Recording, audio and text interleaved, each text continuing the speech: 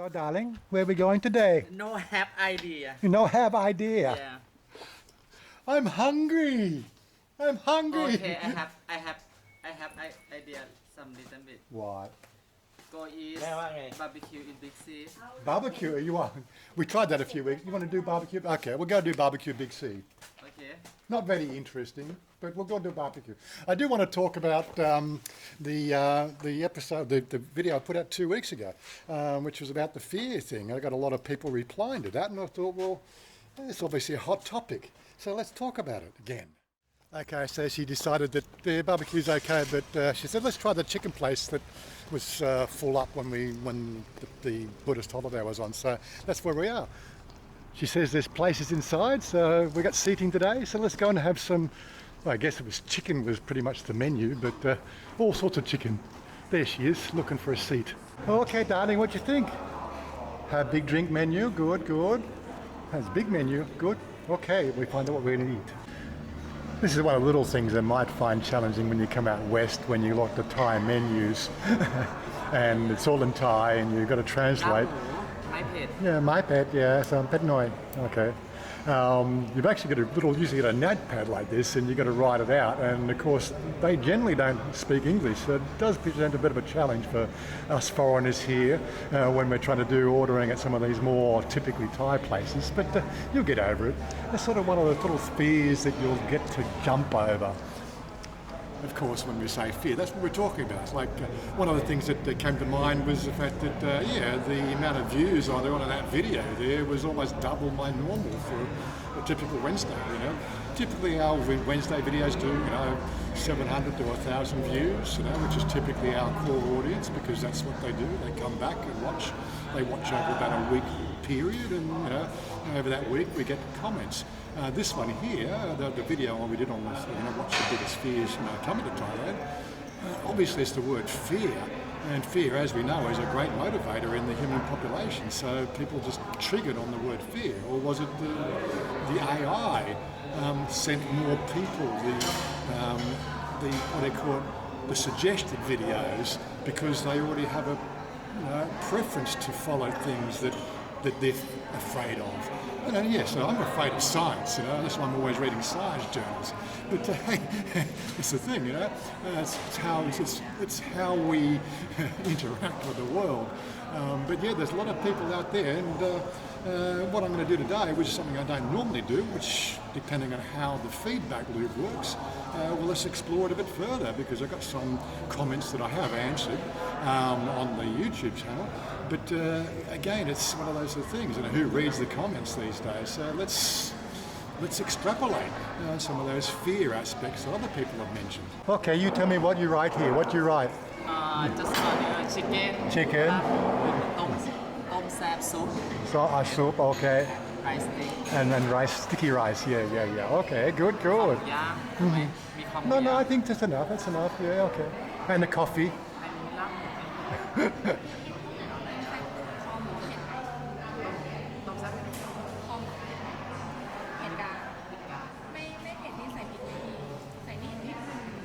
Okay, yeah, I farang. I don't have two pets, okay? Anyway, quickly, darling, just while I'm thinking of it, one of the people sort of said when they come to Thailand, their biggest fear is spiders and snakes. I've been here 7 years. The biggest spider I've seen is like a tiny spider. You have big spider? Where? What they call big spider?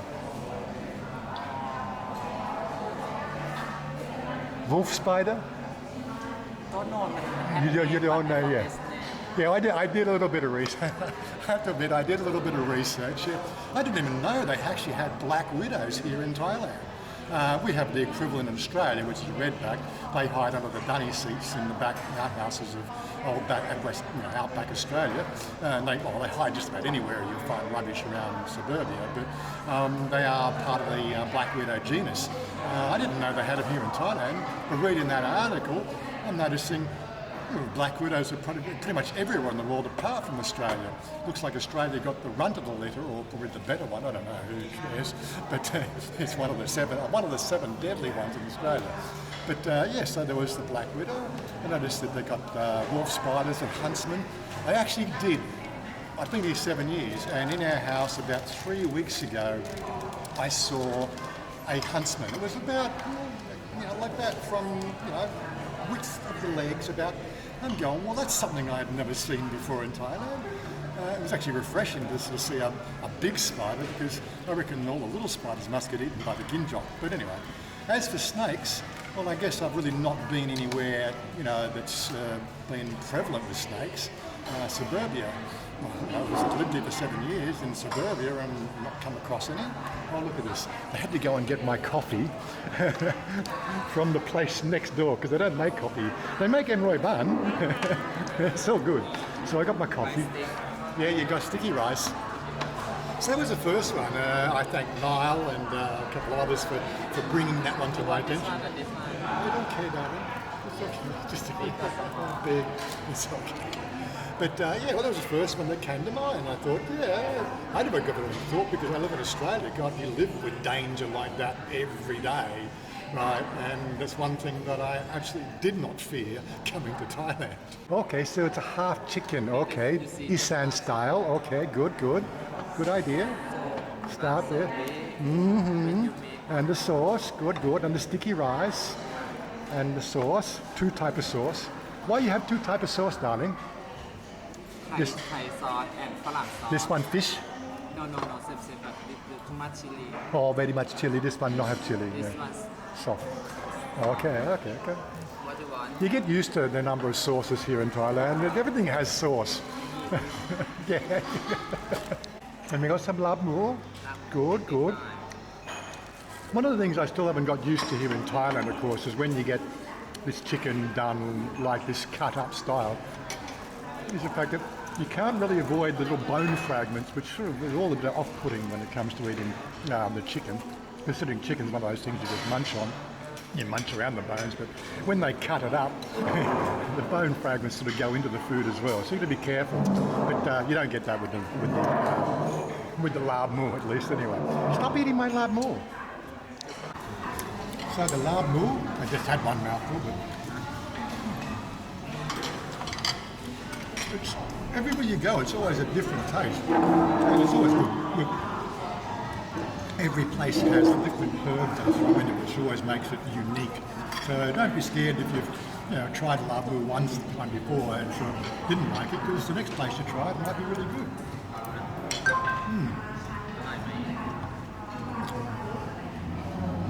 Roast chicken. Just open my mouthful here. And sticky rice. Don't mind the fingers, of course. Goes great with the sauce. Very good. So we got this soup. This is the soup you got. Yep. So is it pork soup? Moo? Tom pork like tom set like a tom yum. Yeah, but what meat? Pork. Is it pork? Okay. Okay, let me try this one. She tells me it's very, very pet, so let's just do that with a bit of caution.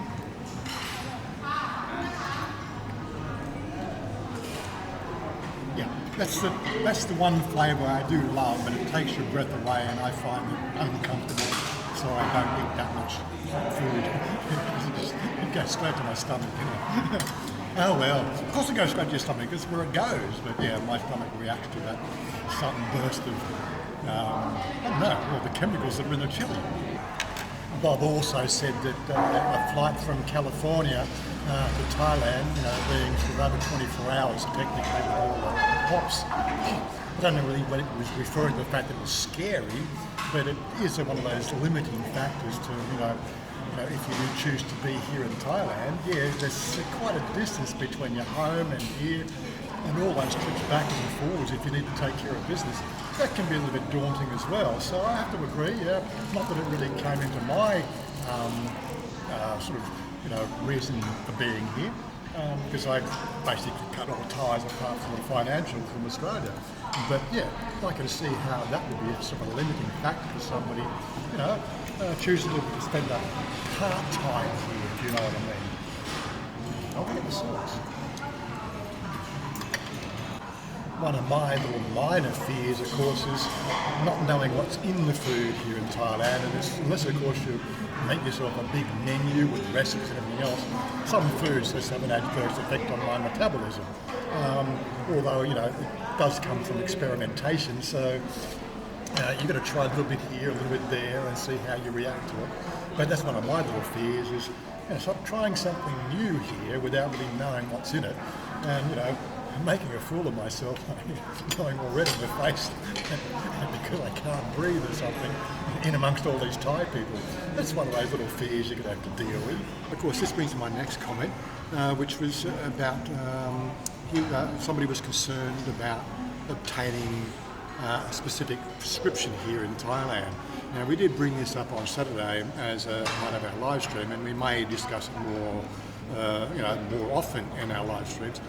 But it did open another can of worms, which I started a little adventure down, and I thought, well, I think I might have to steer clear of this because there's so much out there, and it really comes down to a specific of the person or the individual planning to come to Thailand, and that's to do with the drugs and medical, what would you call it? Umbrella here in Thailand. Of course, the last few months we've been dealing with the medical issues here with Ben, and this week I found out that Ben now has just applied for what they call a disability card, or mothers apply for the disability card. That's a process that goes on. I didn't know about that. I'm sure it did exist, but I've never really had any contact with that before. And obviously the Thais have to go through the rigmarole of setting that up, because it could be leveraged for ill-gain purposes. But it struck me the fact that there's Ben in bed, lying down there every day, immobile. He has limited motor functions. He has very good eye reception.